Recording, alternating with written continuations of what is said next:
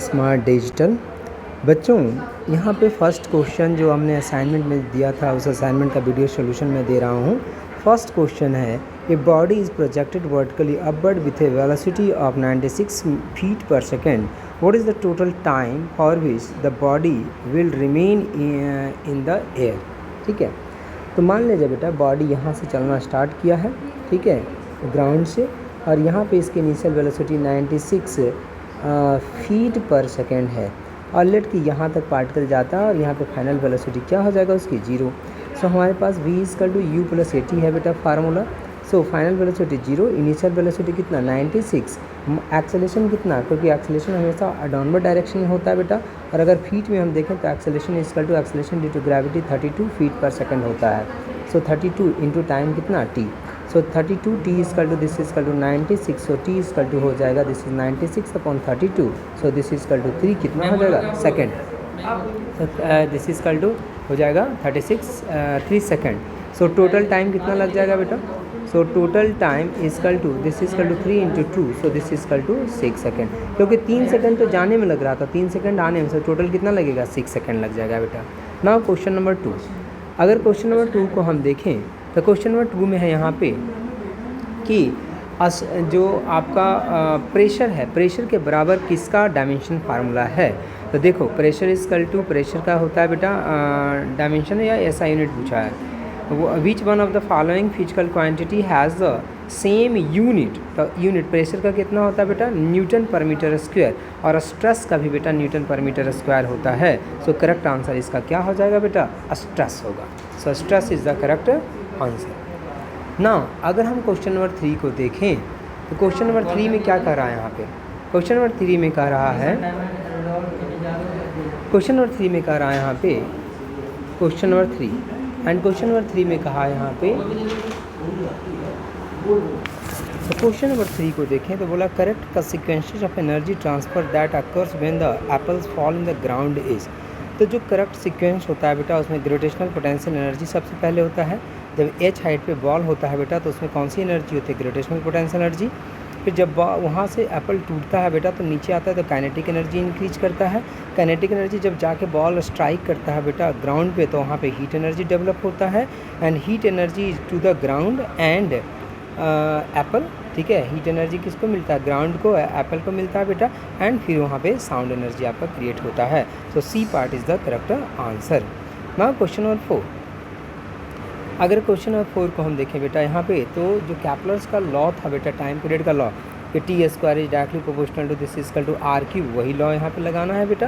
क्या कहा है आपसे कहा है 2 planets orbit of the sun is circular orbit with their radius of orbit is r1 equal to and r1 equal to r and r2 equal to 4r। ठीक है, ratio of their periods t1 upon t2 around the sun is, so this is equal to t1 का square upon this is t2 का square. So this is equal to r1 का whole cube divided by r2 का this is equal to whole cube. So what is r1 बेटा, so r1 is equal to r, so this is equal to r cube upon r2 का whole cube. So this is equal to 4r का कितना हो जाएगा this is whole cube. So this is equal to t1 upon t2, और इसका this is equal to whole square is equal to r cube upon 4 चक 16 चक 64 64 into कितना हो जाएगा बेटा दिस इज r क्यूब। ये कैंसिल आउट हो जाएगा बेटा। So t1 upon t2 equal to 1 upon 64 का पावर कितना हो जाएगा this is 1 upon 2। So this is equal to 1 upon 8। So 1 upon 8 is the correct answer. So question number 4 जो है बेटा इसका करेक्ट आंसर जो है 1 अपॉन 8 है। क्वेश्चन नंबर 5 की अगर हम बात करें तो क्वेश्चन नंबर 5 में यहाँ पे कहा है आपसे, क्वेश्चन नंबर 5 में कहा है बेटा 2 ब्लॉक्स हैं। अब बोला है कि बताइए कि which one among the following statement is the correct regarding the block A displaces a water greater than the volume. बेटा देखो दोनों ब्लॉक जो है बेटा सेम वॉल्यूम का है और सेम मास का है, इसीलिए अगर हम यहाँ पे देखें तो हम कहेंगे 2 blocks displaces equal volume of water since they have the same specific gravity. दोनों का जो ग्रेविटी है बेटा वो सेम है, ठीक है, और दोनों का मासेज जो है वो सेम है, तो सेम वॉल्यूम दोनों बेटा डिस्प्लेस करेगा। कोई आप इसको वर्टिकल रखें या हॉरिजॉन्टल रखें उससे कोई फर्क पड़ने वाला नहीं है। Question number 6। क्वेश्चन नंबर 6 में अगर देखें तो when A ships floats on a water, जब शिप्स वाटर पे फ्लोट करता है बेटा तो क्या होता है यहाँ पे जो वॉल्यूम डिस्प्लेस्ड होता है बेटा, ठीक है, the mass of the water displaced is greater than the mass of the ship. जो डिस्प्लेस वाटर होता है बेटा उसका जो मास होता है वो ज़्यादा होता है in comparison to ship of the mass से। ना क्वेश्चन नंबर 7, अगर क्वेश्चन नंबर 7 को हम देखें बेटा तो why do two ice blocks join to form one block when press together. बेटा जब हम प्रेस करते हैं तो उसकी जो मेल्टिंग पॉइंट होती है बेटा वो लोअर हो जाती है, ठीक है। तो इसीलिए हम melting point of ice is lowered with increase in pressure, इसीलिए हम जो आइस होता है बेटा उसको ज्वाइंट करके हम प्रेस करते हैं। क्वेश्चन नंबर 8 में है consider 2 hollow glass sphere are containing water and other containing mercury. 2 hollow glass sphere लिया बेटा जिसमें एक में वाटर है दूसरे में क्या है, मरकरी है, ठीक है। Each liquid fills about 1/10 of the volume of the sphere in zero gravity environment. देखो वाटर जो है बेटा पूरे फैल जाएगा उसमें, ठीक है। वाटर जो है वो पूरी तरह से फैल जाएगा और वाटर फॉर्म से लेयर, वाटर क्या करेगा, एक लेयर फॉर्म करेगा बेटा, बट वाइल मरकरी फ्लोट्स करेगा बेटा। क्यों करेगा ऐसा? क्योंकि जो कोहेसिव फोर्सेज होते हैं बेटा ज़्यादा होता है एडहेसिव फोर्सेज से, और इसके कारण जो मरकरी है बेटा वो स्प्रेड आउट नहीं होता है। हाँ क्वेश्चन नंबर 9 को अगर देखें यहाँ पे तो क्वेश्चन नंबर 9 में कह रहा है यहाँ पे कि which one of the following statement is true F is equal to G M M upon R square given है बेटा, और आपसे कहा है यहाँ पे कि कैपिटल जी के बारे में। तो कैपिटल जी तो सभी को पता है बेटा कि capital G is the universal gravitational constant.